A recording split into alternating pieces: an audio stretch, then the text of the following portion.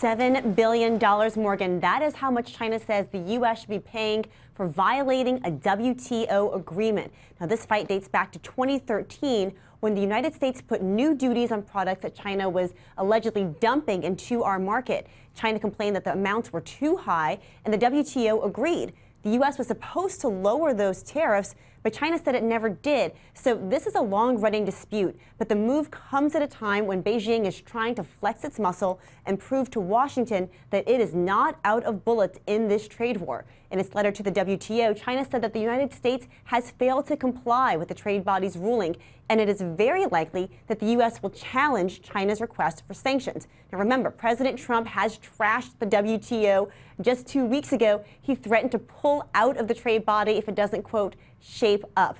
Now, meanwhile, NAFTA negotiations are still churning along. The U.S. and Canada met here in Washington again today. Canadian Foreign Minister Chrystia Freeland told reporters that the talks have been productive and constructive. But guys, there has been no breakthrough in those discussions just yet. Back over to you. Ylan, has China ever put sanctions through the WTO or otherwise on the U.S. before? How unprecedented would this be? There are about 15 trade disputes that China has with the U.S.